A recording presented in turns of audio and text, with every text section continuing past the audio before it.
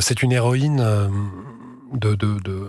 qui a une très grande dimension aujourd'hui et qui est complètement invisibilisée, complètement ignorée, parce que il a fallu qu'elle se protège et qu'elle passe dans l'anonymat après ce qu'elle a fait.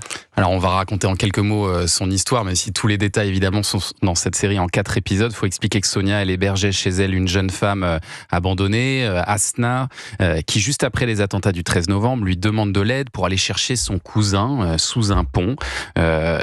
Elle hésite un peu, mais elle finit par l'aider parce que c'est dans sa nature, hein, Karima Amarouche. C'est comme ça que vous l'avez ressenti. Elle a ce besoin d'aider les gens, quoi. Complètement. Et puis elle pensait que c'était un jeune garçon, enfin que c'était un mineur. Oui, c'est ce qu'elle lui dit aussi. C'est mon cousin marocain, il a 17 ans. Voilà, donc elle se dit, bon, j'y vais.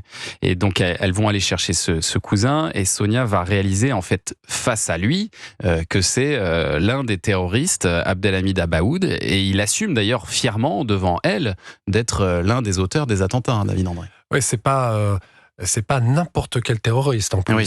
C'est la menace projetée de l'État islamique, le coordinateur des attentats pour l'Europe, et c'est quelqu'un qui devant elle se vante d'avoir mitraillé les terrasses au milieu de la nuit sous un pont à Aubervilliers. Et là, la réaction de Sonia est tellement extraordinaire, c'est-à-dire qu'on se serait tous probablement liquéfiés de peur. Elle lui rentre dedans. Et elle lui tient tête.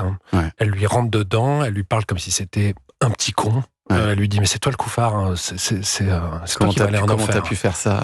C'est toi qui as tué des musulmans aussi, qu'est-ce que tu racontes?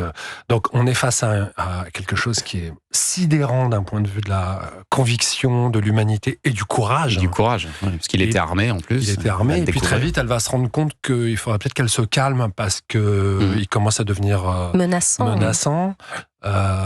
Et donc elle va essayer de naviguer dans les heures qui suivent, puisqu'ils ont son adresse grâce à la jeune femme qu'elle héberge. Ils savent où elle habite, ils savent qu'elle a des enfants, elle met en péril sa propre famille. On lui a fait passer le message que si elle appelait la police ou qu'elle faisait quoi que ce soit, elle allait y passer. Et elle a ce courage de le faire. C'est ça, elle va aller le dénoncer à la police, alors même qu'il menace donc de tuer toute sa famille. Elle va obtenir même sa localisation qu'elle va donner à la police, qui va empêcher les terroristes de commettre un nouvel attentat prévu 2 jours après dans le quartier de la Défense.